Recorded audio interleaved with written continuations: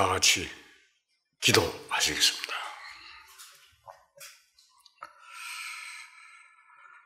사랑과 긍휼하심이 많으시고 거룩하신 하나님 아버지의 은혜로 매일매일 소망 가운데 살아갈 수 있게 하여 주심 감사합니다. 하나님 아버지의 은혜가 아니었다면 멸망하는 짐승과 다를 바 없이 살아갈 수밖에 없었습니다. 크고 전능하신 하나님의 자녀로 삼아주시고 뜻을 조금씩 깨달아갈 수 있게 허락하여 주신 은혜 감사하며 그리스도인답게 생활할 수 있게 이끌어 주시옵소서. 이 한 시간 주님께 부탁드리며 예수 그리스도 이름으로 감사하며 기도드리옵나이다. 아멘. 성경 말씀 고린도후서 5장 4절을 찾겠습니다.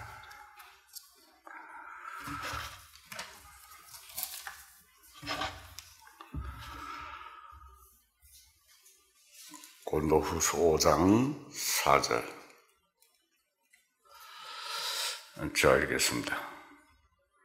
참으로 이 장막에 있는 우리가 짐진 것 같이 탄식하는 것은 벗고자 함이 아니요 오히려 더 잊고자 함이니 죽을 것이 생명에 삼킴바 되게 하려 함이라. 곧 이것을 우리에게 이루게 하시고 보정으로 성령을 우리에게 주신 이는 하나님이시니라. 오늘은 성령의 보정 없이 과연 문을 통과할 수 있을까? 인생들이 육신으로 세상에 태어나서 이제까지 살면서 거듭난 체험이 없으면 한번 이 시간 깊이 한번 생각해 보아야 합니다. 오늘날 얼마나 많은 사람들이 마귀에게 속고 이 거듭나는 문제에 대하여 착오가 생겼는지 진심으로 이 사실을 알았으면 하는 안타까운 마음에서 말씀을 드립니다. 인생은 흘러가는 물처럼 그 생명이 흐르고 있습니다. 한 번밖에 살지 못합니다. 한 번 실패하면 다시 한 번 살아볼 수 있는 건 없는 것입니다. 엄청난 일을 보기 전에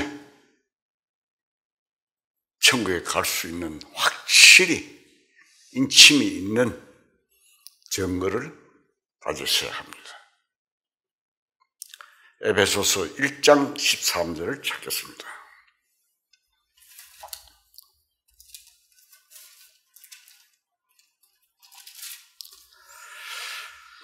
에베소서 1장 13절 제가 읽겠습니다.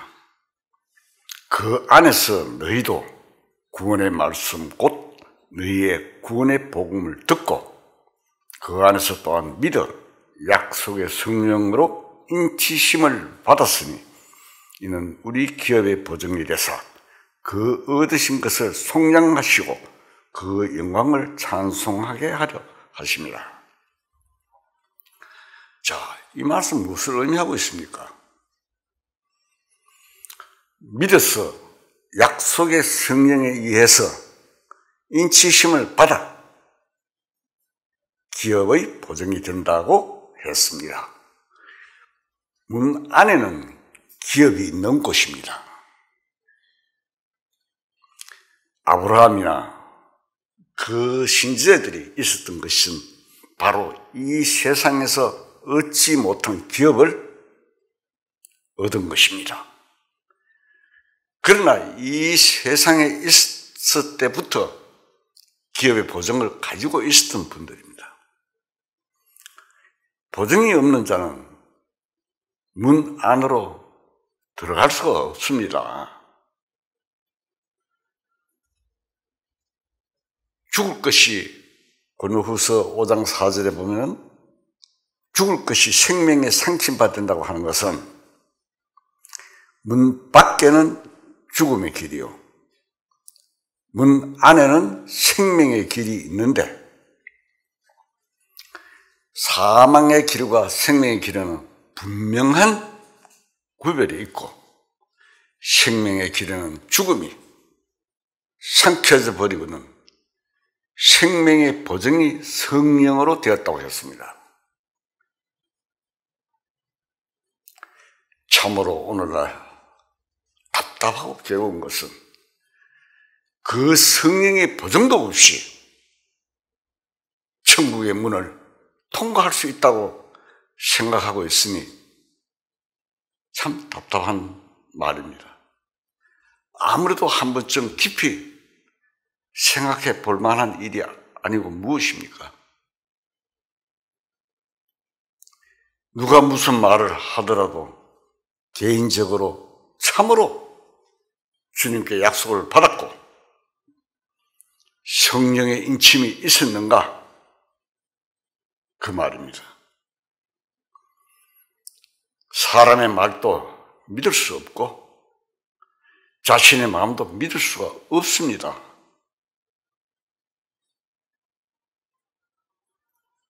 잠언 28장 26절을 찾겠습니다.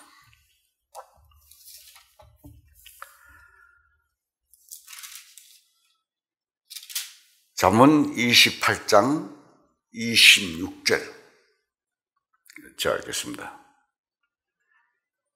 자기의 마음을 믿는 자는 미련한 자요, 지혜롭게 행하는 자는 구원을 얻을 자니라. 자, 자기의 마음을 믿는 자는 미련한 자예요. 자기 마음도 못 믿지요. 오늘 아침에 이 마음 먹었다가 오후에 되면 마음이 달라집니다.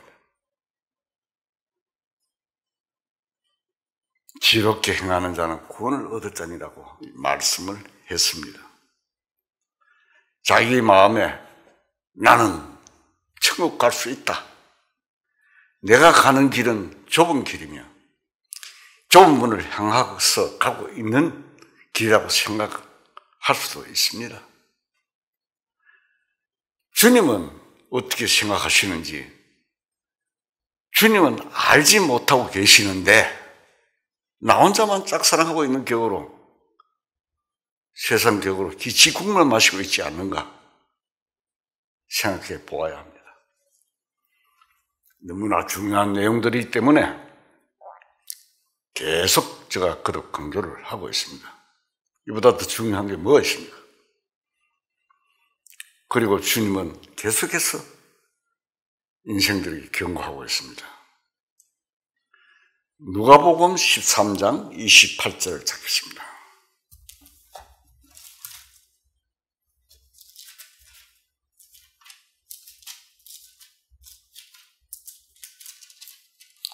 누가복음 13장 28절 제가 읽겠습니다. 누가복음 13장 28절 너희가 아브라함과 이삭과 야곱과 모든 선지자는 하나님 나라에 있고 오직 너희는 밖에 쫓겨난 것을 볼 때에 거기서 슬피 울며 이를 갈리라. 사람들이 동서남북으로부터 와서 하나님 나라 잔치에 참여하려니 보라, 나중된 자로서 먼저 될 자도 있고 먼저 된 자로서 나중될 자도 있느니라 하시더라. 예수님께서 무리들에게 보시면서 유대인들을 향해서 말씀하신 말씀입니다. 이것을 기록해놓은 것이 아브라함과 이삭과 자손과 모든 선지자는 하나님 나라 안에 있고, 이것을 볼 때 얼마나 놀랄 일입니까? 유대인들은 정말 입이 떡 벌어질 정도로 놀랐을 것입니다. 왜 그런가 하면은 자기들은 하나님의 선민이라고 말하는 아브라함의 자손은 전부가 하늘나라에 가는 자들이었고 그 외에 세상 살고 있는 이방은 개와 같이 취급해서 하나님도 없고 율법도 없고 약속도 없고 할례도 없는 완전히 버려진 인생들이라고 그들은 생각해 왔는데 이 어찌된 일입니까? 그렇게 무시하고 개 취급해온 자들은 하늘나라의 잔치에 참여해서 흰옷을 입고 새 마포를 입었습니다. 성경 기록에 그렇게 기록되어 있습니다. 다시 말하면 저희 민족 중 제사장들만 입는 예복을 입고 버젓이 잔치에 참여하고 있는데 문제는 없다고 생각하던 자신들은 하나님의 초대장에 의해서 기빈석이라도 앉을 수 있을 것이라고 생각해온 자신인데 도대체 어떻게 된 일입니까? 문 밖에 쫓겨나서 그 잔치 자리에 들어올 수도 없었습니다. 자, 상상을 한번 해보십시오. 자신들은 사방에서 온 자들에 비하면 오래전부터 하나님의 백성이었고 하나님의 율법에 의해서 살아온 백성으로서 대선배들인데 그런데 어찌된 일입니까? 그 사방에서 온 자들은 모두 다 기빈석에 앉아 즐겁게 이야기하며 하나님으로부터 사랑받고 융숭한 대접을 받고 있는데 자신들은 쫓겨났으니 기가 막힌 일이 아니겠습니까? 주님께서 말씀하시기로 30절에 보면 보라, 나중된 자로서 먼저 될 자도 있고 먼저 된 자로서 나중될 자도 있느니라고 하신 그대로였습니다. 이 말씀 구조를 엉뚱하게 해석한 사람들이 많아요. 늦게 구원받아가 먼저 되고 그런 것이 아니고 이스라엘 민족에 대한 주님께서 말씀하신 말씀입니다. 먼저 된 자라고 하지만 무엇인가 잘못되었습니다. 그 잘못된 점을 찾지 못해서 그렇게 될 자들이 너무도 많습니다. 먼저 되었다는 것은 무엇입니까? 그들은 심히 교만하게 만들었습니다. 그들은 모세의 율법에 의해서 살았습니다. 모세의 율법을 가졌다는 것이 크게 자랑이었고 할례를 받았다고 할례 받지 않은 자들을 무시했습니다. 로마서 2장 1절을 찾겠습니다.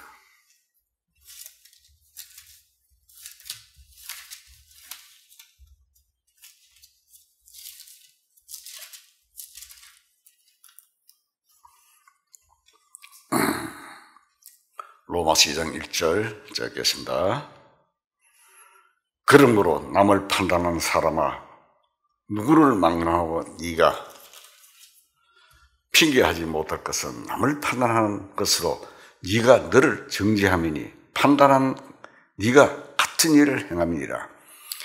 이런 일을 행하는 자에게 하나님의 심판이 진리대로 되는 줄 우리가 아노라.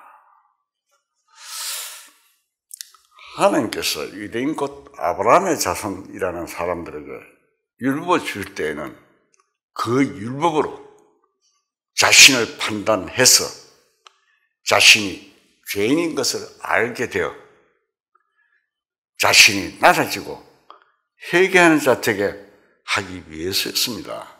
로마서 3장 20절에 보면 곧 넘어 3장 20절 한번 봅시다. 3장 20절에 보면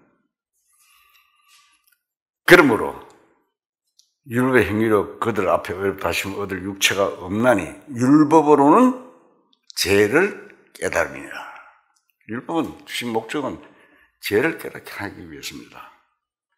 그래서 자신이 판단해 자신이 죄인인 것을 알게 되어 자신이 낮아지고 회개하게 되는 자 되기 위해서 율법을 주신 것입니다. 하나님이 유대인에게.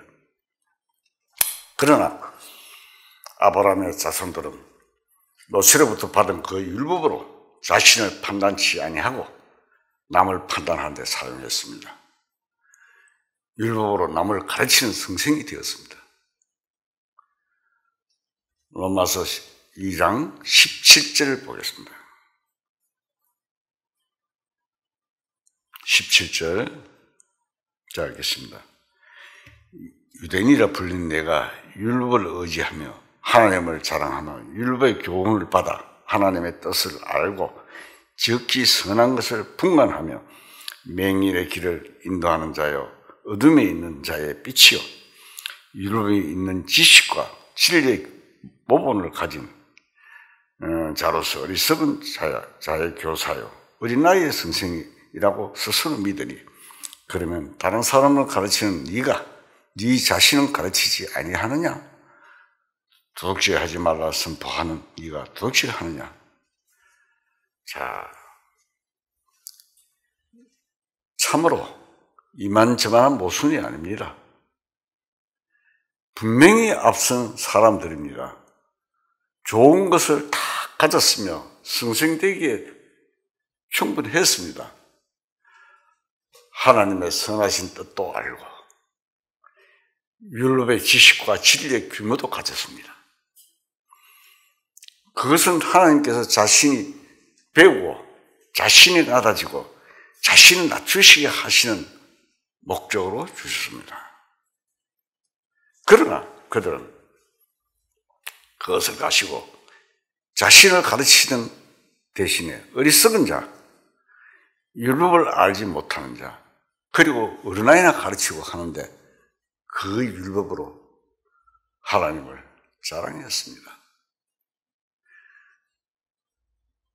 그리고 율법도 크게 자랑하고 뽐내며 따라서 율법을 가진 것, 하나님을 모시는 것으로 하나님을 자랑하는 자였습니다.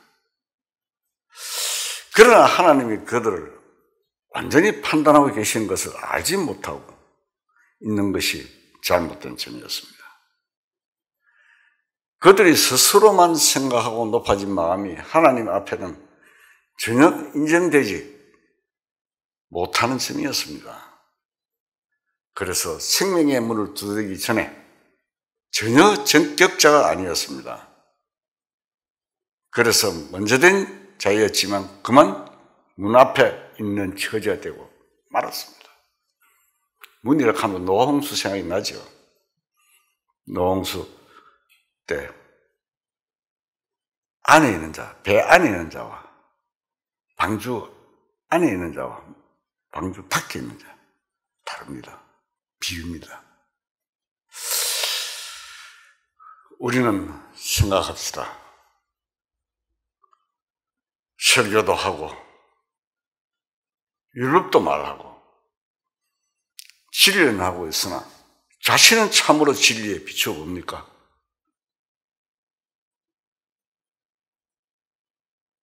제일 큰 문제는 진리를 가지고 자신에게 적용시키지 않고 다른 사람에게만 진리를 적용해 보려고 하는 것입니다.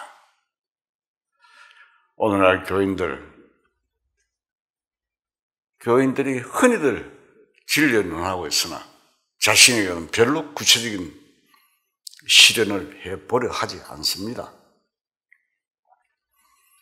오늘은 거의 모든 교인들이 진리에 대해서 생각하고 듣고 있으나 구체적으로 자신이 진리와 동화되려고 하지 않습니다. 너무나 추상적이고 막연하고 공중 누각에서나 집을 지어보는 사람들이 많습니다. 다시 말하면 십자가의 진리는 생명의 진리에 의해서 분명히 생명을 체험하는 일이 없이 심령의 변화도 없이 막연히 신앙생활을 하고 있습니다. 교회 다니지 않는 사람이 교회 다니고 그저 술과 담배를 끊는 것이 고작 변화인 것 같이 생각을 합니다. 변화는 그것이 아닙니다. 변화는 내적인 것입니다. 심령의 빛이 비치는 것이며 지금까지 생각 속에서만 가지고 있었던 주님을 참으로 가장 사랑하는 대상이 되며 애인을 사랑하는 그 이상으로 사랑의 대상이 되고 마음에는 진정한 만족과 감사함이 차고 넘칩니다. 찬송가도 그런 찬송이 있죠. 주의 사랑 비칠 때의 기쁨 오네. 찬송 있잖아요.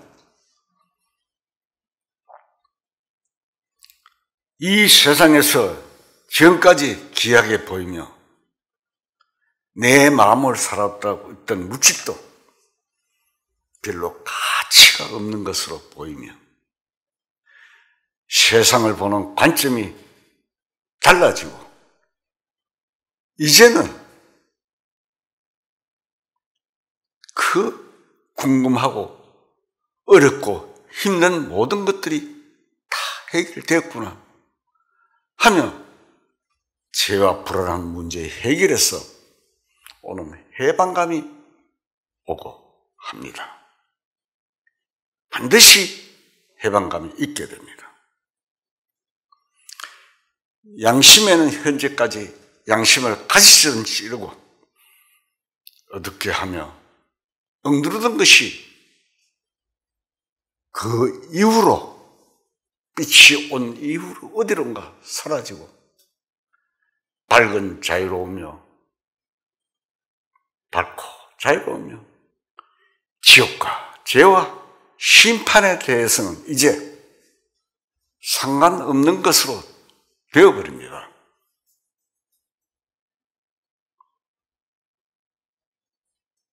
세상 사람들이 하는 말을 들으면 왜 저런 쓸데없는 말을 하며 인생들이 불쌍하고 큰일 났구나 하는 마음이 만나는 사람마다 앞서고 어떤 사람을 만나서 사업이나 용무에 대해서 말하면서도 제일 첫째 관심은 계속해서 그 영문에 대해서 떠나지 않습니다. 이러한 내적 변화가 생기면 이렇게 달라집니다. 이것이 어떤 사실, 새 생명이 안에 이루어진 적시부터 일어나게 됩니다. 성경 찬송가 속에서도 간증들이 많이 기록되어 있고 앞선 성도들의 거듭난 성도들의 체험해 보면 똑같은 내용들이 기록되어 있습니다. 말하지 않아도 이상하게 정과는 달라졌다고 보는 사람들이 말하게 됩니다. 이것은 철저히 내적인 변화입니다. 영이 죽었던 자가 다시 살아났기 때문입니다.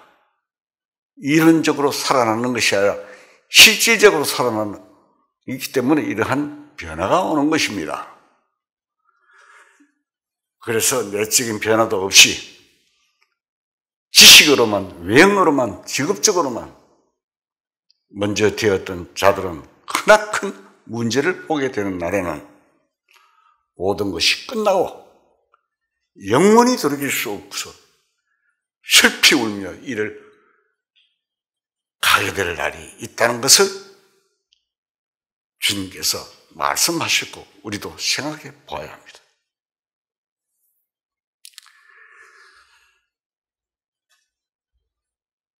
당신의 영혼의 고향이 어디며 생명록에 등록되어 있습니까? 먼저 교회 명부에만 등록된 자는 먼저 된 자에 불과합니다. 마가복음 4장 21절을 찾겠습니다.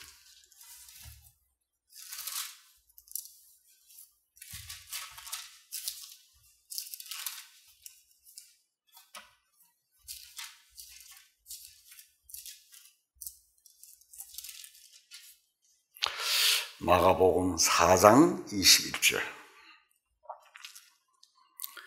자, 읽겠습니다. 또 그들에게 이르시되 사람이 등불을 가지고 오는 것은 말 아래나 평상 아래 두려함이냐 등경 위에 두려함이 아니냐. 드러내려 하지 않고는 숨긴 것이 없고 나타나려 하지 않고는 감추인 것이 없느니라. 들을 끼는 자들은 들으라. 또 이르되 너희가 무엇을 듣는가 스스로 삼가라. 너희의 헤아림으로는 그 헤아림으로 너희가 헤아림을 받을 것이요 더 받으리니 있는 자는 받을 것이요 없는 자는 그 있는 것까지도 빼앗기리라. 자, 이 말씀을 읽으면 참으로 알기 어려운 말씀이 여러 가지가 있습니다. 그러나 잘 생각하면 그렇게 어려운 것은 결코 아닙니다. 세 가지 비유의 말씀 중에 첫 번째 문제는 빛입니다. 그것을 등불이라고 했습니다. 그 빛이라는 것은 무엇을 말하는 것입니까? 저 공중에 있는 태양도 빛이며 달도 밤중에 태양의 빛을 반사하는 빛입니다. 여기서 말하는 것은 기름을 넣어서 비치는 호롱불이나 촛불을 말하는 것입니다. 그러나 이 성경에서 말하는 빛은 비유의 말씀입니다.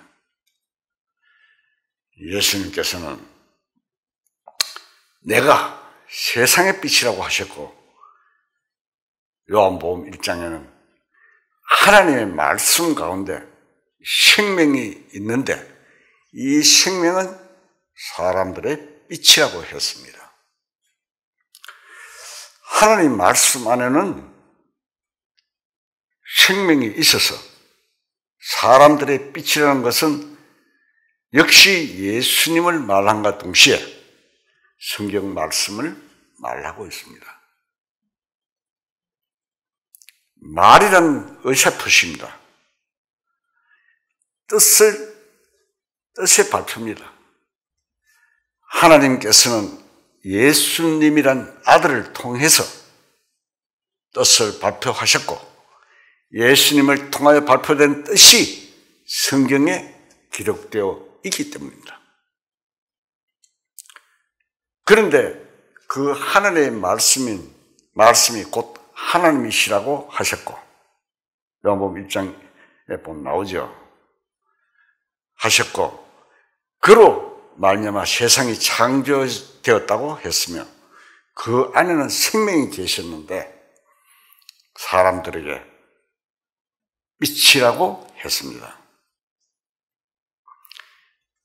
제가 이 말씀드린 건 하나님의 말씀에 대한 굉장히 중요한 내용들입니다. 이 세상에는 여러 가지 종류의 빛이 있어서 소나 돼지나 개나 새들이나 벌레나 바다의 물고기들에게도 빛이 되는 것이 있습니다. 여름밤에 외등 주변에 하루살이가 많이 달라붙는 것도 그 전등의 빛 때문입니다. 바다의 물고기를 잡기 위해서 밤중에 불을 켜놓으면 어떤 고기는 주위로 몰려든다고 합니다. 오징어 잡이 배가 불을 많이 켜죠, 바다에. 그러나 그런 하등 동물이나 새나 짐승에게는 전혀 비칠 수 없는 빛이 있는데 하나님의 말씀 속에 있는 생명의 빛입니다. 사람들도 태양의 빛이 필요하고 전기의 빛이 필요합니다. 그러나 사람만이 받을 수 있는 생명빛이 있습니다. 그것은 하나님의 살아있는 말씀입니다. 이 말씀대로 하나님은 역사를 움직이시고 생명을 주시고 하시는 것입니다. 과학자들에게 비치는 빛이 있습니다. 열심히 연구 중에 무엇인가 살짝 지나는 깨우침이 있습니다. 작가도 뭐 그렇다고 하더군요. 사과가 떨어지는 것이나 물주전자의 뚜껑이 수증기에 의해서 들썩거리는 것이 보통 사람에게는 빛을 줄 수 없었으나 뉴턴이나 다른 과학자들에게는 빛이 됩니다. 그러나 그까지도 인간의 지성에 비치는 빛은 되지만 양심, 영혼 속에 비치는 빛은 될 수 없습니다.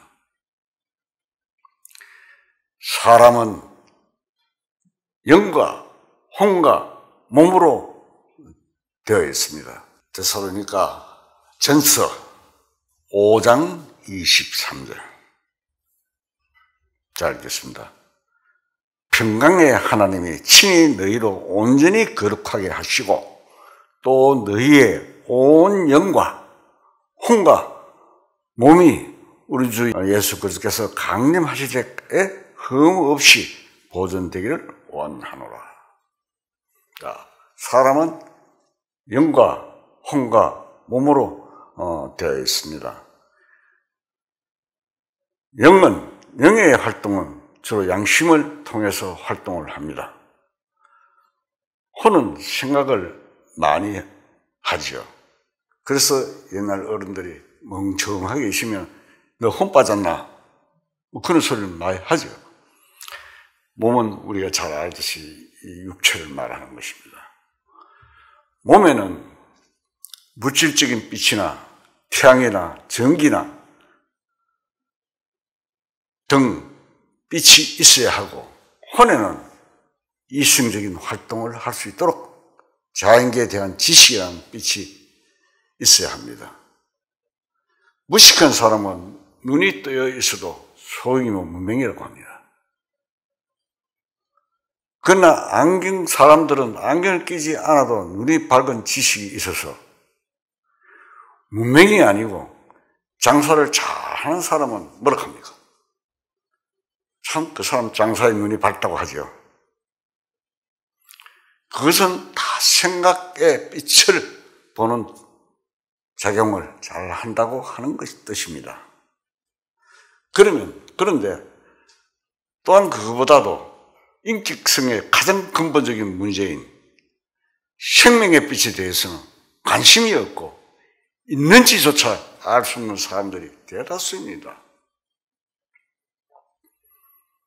다시 말하면 자신의 영원한 미래에 대해서 아무것도 보이지 않으며 이 세상에 살다가 어느 날인가 죽을 날이 오는데 그에 대해서 깜깜합니다. 그리고 인간이 이 세상에 와서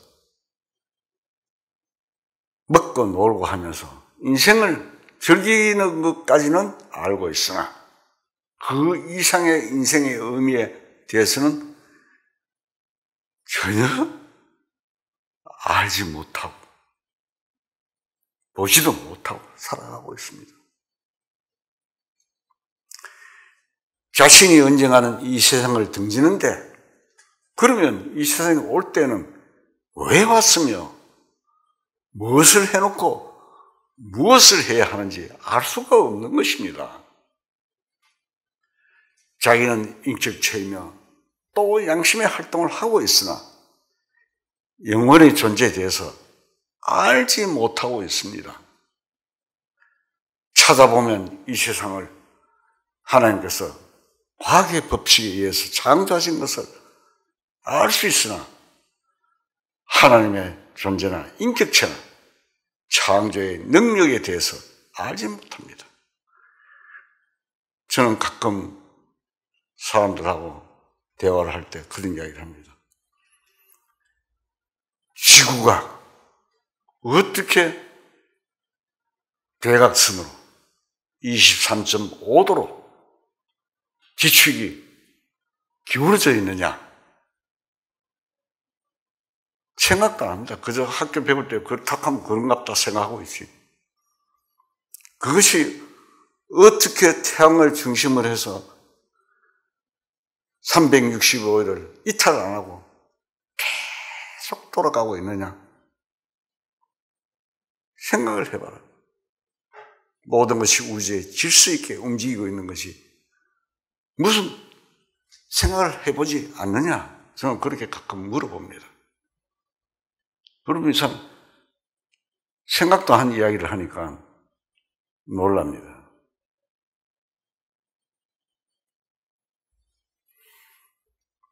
이 세상은 영원한 하나님의 목적을 달성해 가시는 하나의 가정입니다. 준비의 세계입니다. 한계가 있으며 지금에도 그 한계가 눈앞에 보이고 있으나 하나님의 목표하시는 영원한 이상의 세계에 대해서 알지 못하고도 있습니다. 어느 날인가 태양도 그 영원한 불이 꺼지고 지구도 폭발해서 끝이 오는 것은 상식화된 문제인데도 하나님의 피안의 세계에 대한 계획에 대하여 알지 못하는 삐름난 인생이들입니다.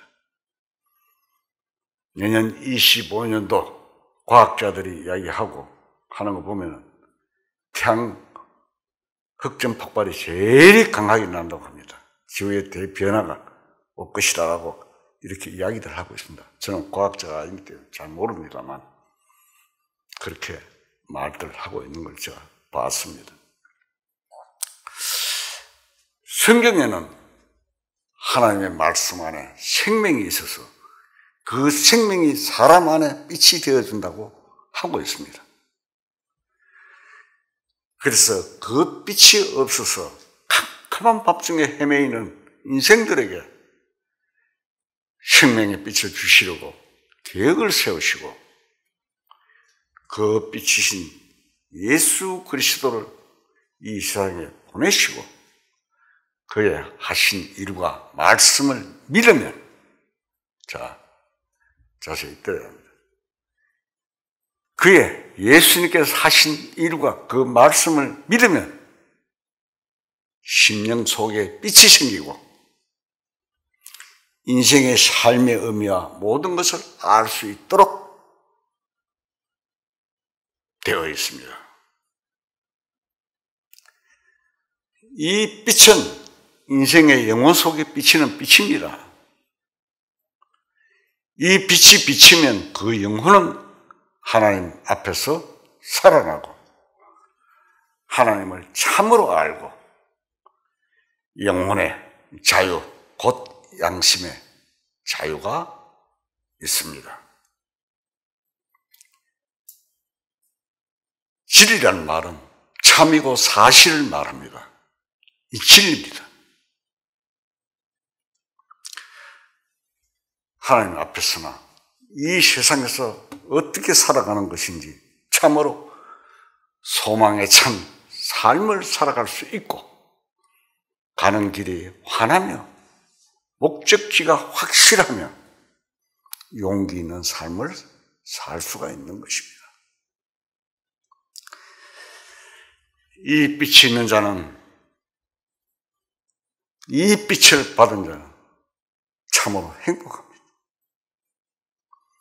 항해하는 바다에 배, 등대빛이 없으면 얼마나 답답하고 암초에 걸리기 쉽고 방향을 몰라서 헤매다가 결국 암초에 부딪혀 침몰될 수밖에 없습니다. 하나님의 말씀 안에 있는 생명은 빛으로서 그것을 받은 자는 참으로 고해를 항해하는 데 파손되지 않습니다. 그런데 주님은 이 등불에 대한 문제를 말씀하셨습니다. 어떤 위험성을 말하고 계십니까? 왜 그런가 하면 하나님의 말씀 안에는 생명이 있으며 그들에게 비치는데 그 말씀을 듣는 데 따라서 그 빛이 그만 감추어져 버리고 말 가능성을 말씀하고 계시는 것입니다. 이것은 참으로 어리석은 것이며 잘못된 것입니다. 곡식을 말 아래 둔다는 말은 무엇을 말하는 것입니까?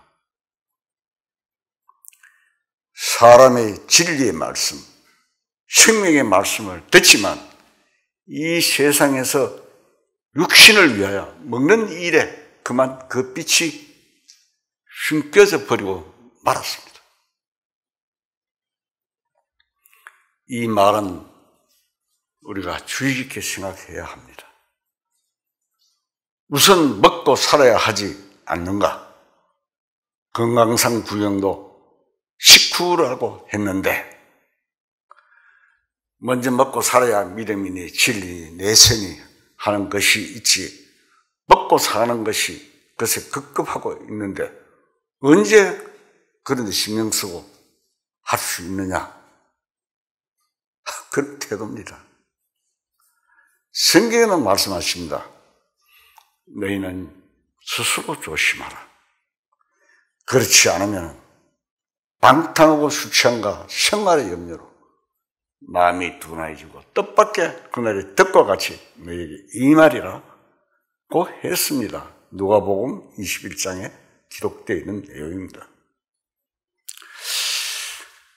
마귀는 항상 사람들의 기회가 속삭입니다. 먼저 먹어야 할 것이 아닌가. 그래서 예수님께서 40일간 금식을 하신 후에 힘이 줄였을 때 마귀는 시장 가신 예수님께 잡수시고 싶은 생각을 틈타서 시험을 했습니다. 마태복음 4장 3절을 찾겠습니다.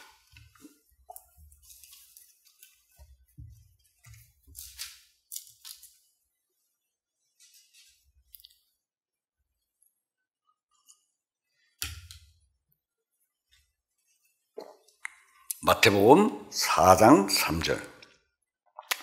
시험하는 자가 예수께 와서 이르되 네가 만일 하나님의 아들이든 명하여 이 돌들로 떡덩이가 되게 하라.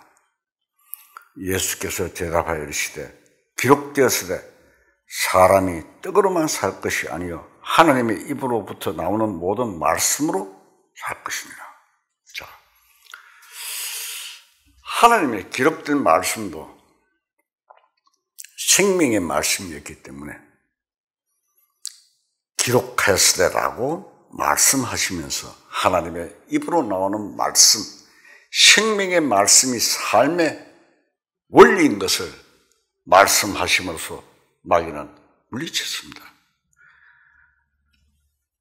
자, 우리는 생각해 보아야 합니다.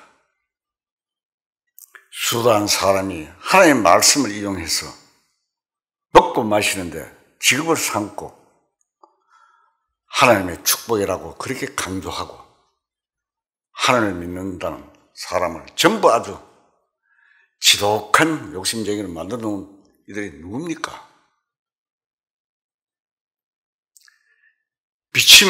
바치면 복을 받는다.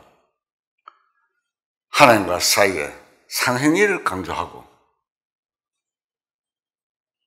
부동산 투기보다 하나님 앞에 투기하는 것이 훨씬 더욱 할실해서 누구는 얼마를 바치니까 얼마의 물질을 주고받았다고 하는 식으로 빛을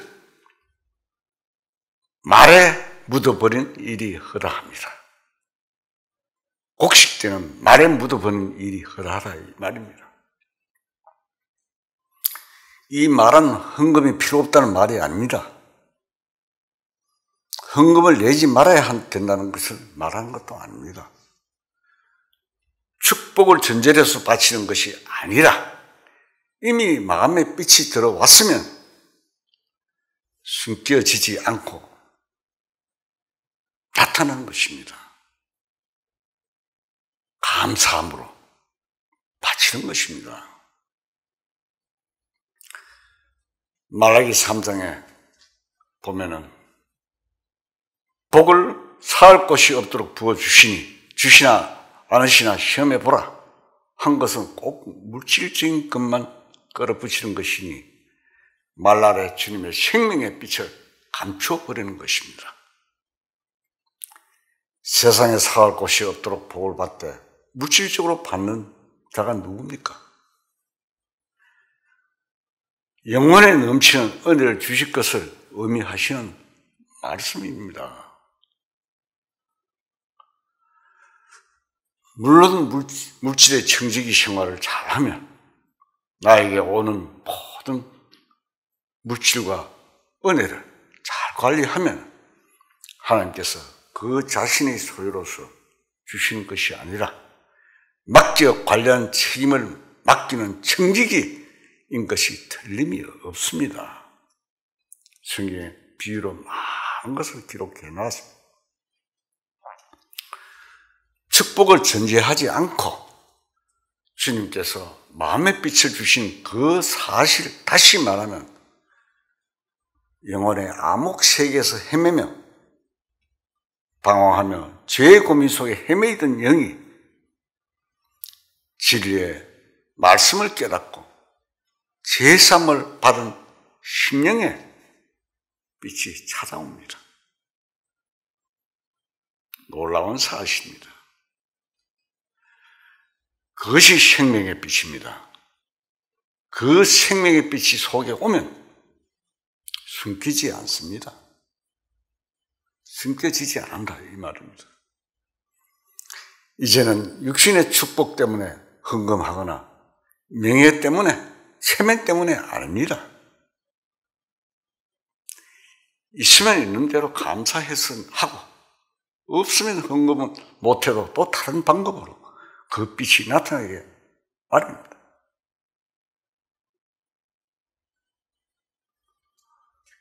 입에는 찬송이며 마음에는 평화이며 사람들에게 생명의 빛 증거이며 전에처럼 육신의 말밑에 감춰놓지 않습니다. 침대 밑에 감추어지지 않습니다. 계언을 피우지 않습니다. 잠언에 게으름이 사람으로 깊이 잠들게 하나니 태만한 사람은 죽을 것이니라 꼭 말씀을 했습니다. 빛이 침상 밑에 있다는 것은 있을 수 없습니다. 영원히 빛이 들어오면 영원히 잠을 자지 않고 그 빛을 등경 위에 두어서 비치게 한다고 했습니다. 무엇인가 심령의 생명의 빛을 받은 사람이 받지 않은 사람에게 비치어서 그 사람도 빛을 받게 합니다. 이 빛이 없는 자는 영원히 잠든 사람입니다. 먹을 것이나 육신을 위해서 사는 사람입니다. 예수를 믿어도 육신의 일이나 이익을 위해서 믿는 자에게는 영혼 속에 빛이 없습니다. 이 빛은 영혼의 빛으로 안에 있으나 사람들에게 필연적으로 나타나게 되어 있습니다. 청산유수같이 말 잘하고 설교 잘하고 학술을 많이 알고 박사인 사람도 빛이 없으면 생명의 빛이 나타나지 않고 남에게도 빛을 전달할 수 없는 진리의 참된 증거자가 될 수가 없습니다. 그런 경험을 한 후에는 말씀을 잘한다는 소리는 별로 듣지 않지만 들으면 기분이 좋지 않습니다. 왜? 다른 분들이 깨달았다, 이제 문제 해결됐다, 구원받았다, 또 제산 받다 말을 들으면 참으로 기쁘고 기쁨을 나눌 수 있는 것입니다. 빛은 숨겨둘 수가 없습니다. 오랫동안 예배당에 다니며 교인 생활하던 사람들이 전에는 말없이 열심히 기도하고 봉사하고 했으나 어느 날 빛이 마음에 들어오는 날부터 서서히 그 빛이 흘러나오게 됩니다. 그래서 빛은 숨길 수가 없습니다. 조그만 틈만 있어도 새 나오기 마련입니다. 그렇지 않습니까? 환한 캄캄한 밤에 환한 전기불 옆에 창문에 틈만 있으면 그 빛이 새어나옵니다. 그래서 구원을 받음으로써 빛이 마음에 들어온 일이 없는 자는 그 빛이 나타날 수가 없습니다. 빛이 없는데 어떻게 나타납니까? 그러나 빛이 있으면 빈틈 사이로 드러나기 마련입니다. 여러분, 참으로 빛이 흘러나오고 있습니까?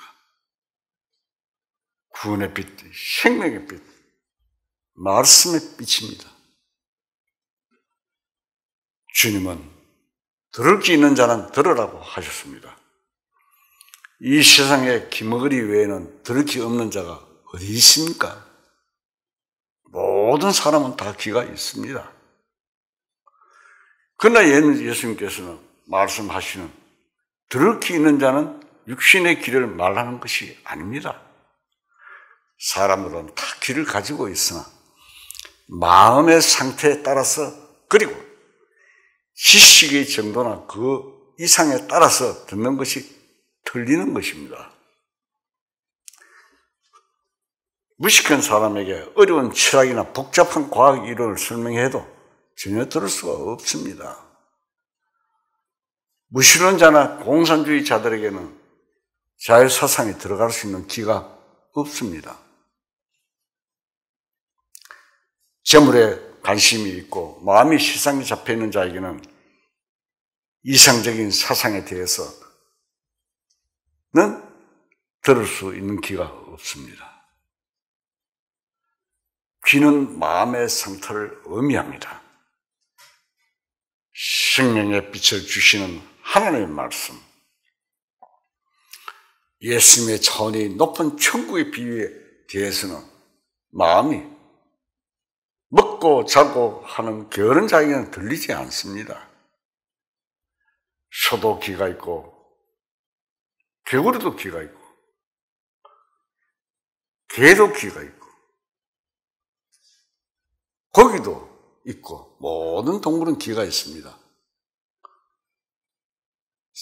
바짝 소리를 안 내고 살살 옆에 가면 도망가지요. 소리만 나면. 박쥐는 청각이 예민해서 자신의 소리에서 거리를 측정해서 날 수 있다고 합니다. 레이더처럼 되어 있어서 방향도 알 수 있다고 합니다. 그러나 소나 개에게는 천국의 소리를 듣게 할 수는 없습니다.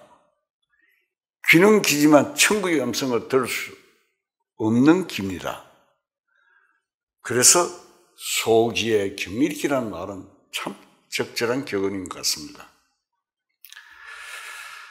사람으로서는 이목구비를 모두 갖추었으나 천국의 말씀을 들어도 이해할 수 없기에 눈이 있어도 보지 못하고 귀가 있어도 듣지 못한다고 했습니다. 그것은 무엇을 말하고 있는지 생각을 깊이 해서 들어야 할 것입니다. 온 세상의 이실을 다 알고 세상의 학문이라면 육신의 쾌락을 도모한 일이라면 귀가 번쩍 뛰고 천국의 말씀이면 피곤하고 잠이 오고 먹는 것에 비하면 전혀 가치 없게 보는 이가 세상에 너무도 많습니다. 예수님 당시에도 수단 유대인들이 예수님을 따르고 있었으나 병 고치고 떡을 먹고 나라를 로마에서 독립시킨 육신만 치중하고 있었기 때문에 천국의 말씀 대하여는 취미가 없고 마음의 반응이 없어서 사실 들을 수 있는 기회가 없었습니다.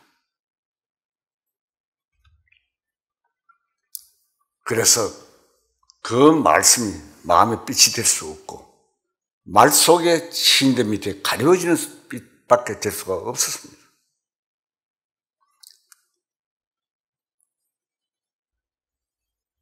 여러분들도 마음도 그렇다면 귀가 있어도 쓸데없습니다.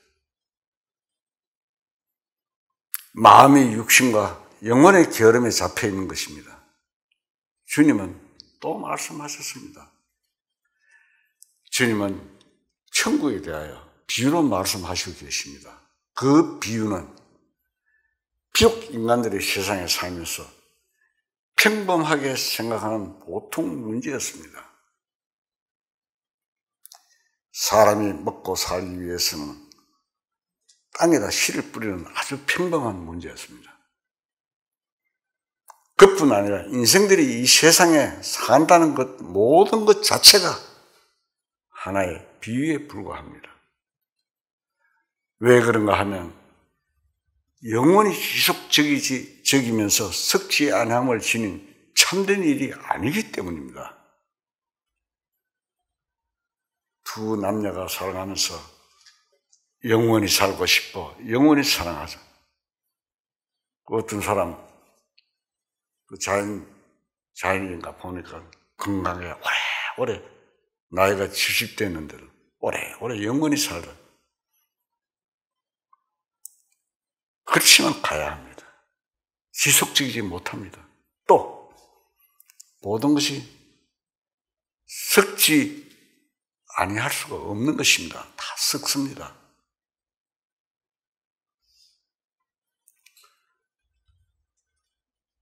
산다는 것, 사업을 한다는 것, 결혼을 한다는 것, 행복을 꾸미는 것, 명예를 가진다는 것은 전부가 현실 안에서는 변하는 것입니다. 영원성을 지니고 있지 않습니다. 그래서 참된 가치를 지니고 있지 않는 것입니다. 이스라엘 민족은 4,000년이라는 긴 역사가 흘러오는 동안 여러 가지 비유의 역사를 꾸며왔습니다. 그들이 성전을 짓고 그 안에서 양과 염소를 잡아 피로 제사하는 것도 비유라고 성경에서는 말씀을 해 주셨습니다. 아브라함을 선택하시고 가나안 땅에서 약속으로 주신 것도 영원한 천국에 대한 비유라고 하는 것입니다. 왕국 건설과 다윗과 솔로몬 왕의 통치도 비유며 서민이 바벨론으로 포로로 잡혀간 것도 회복도 다 비유입니다. 물론 현실적으로 역사적인 것이며 그 현실에서 분명한 뜻을 가진 것은 사실이나 미래에 대한 비유적인 의미가 없으면 참 알고 이해하기가 어려운 말이 많습니다. 그와 똑같이 이스라엘 민족만 인류 역사 전체에서 현세에 산다는 것은 다분히 비유적인 의미가 많은 것입니다. 그래서 예수님께서는 가끔 인간의 생활이나 자연계 현실을 보이면서 천국의 진리를 말씀하신 일이 너무도 많습니다. 이면에 감추인 깊은 진리를 말씀하시면서 기는 자는 들으라고 하셨고 무엇을 듣는가 삼가하라고 하셨습니다. 듣는 것이 무엇인가? 그 말입니다. 예수님이 씨 뿌리는 말씀을 하시는데 그 씨 뿌리는 말씀에서는 무엇을 말씀하고 계시는지 삼가서 들으라고 하시는 것입니다. 이에 예수님의 말씀은 참으로 진지하시고 신중하신 말씀이었습니다. 사람의 마음에 너무도 묻고 사는 현실에 집착하여 영혼 문제에 대하여 너무도 게을리해서 영원한 천국에 대한 참된 큰 진리에 대해서 관심이 없어서 말씀 안에 있는 생명의 빛이 숨겨져 버리고 영혼 안에 비치지 못하고 있다는 것을 생각하신 것입니다. 우리는 주님께서 하신 비유의 말씀들을 한 말씀 한 말씀 깊이 생각하고 천국에 대한 영원한 생명의 말씀에 마음에 기울여야 하겠습니다. 다 같이 기도하시겠습니다.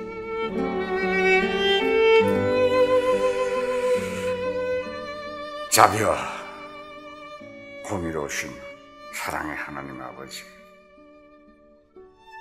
오늘 하루도 하나님의 아버지의 뜻을 알게 해주신 은혜 감사와 찬송을 드립니다. 알려주신 귀하고 복된 말씀을 마음판에 새기고 영광의 주님께 영광을 돌리는 복된 그리스도인들이 될 수 있게 도와주시옵소서. 세상이 험하고 사탄이 참기살을 찾고 있는 이때 주님만 바라보고 의지하고 믿음 지키는 살아가게 인도하여 주시옵소서.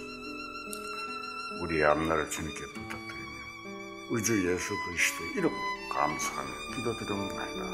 아멘.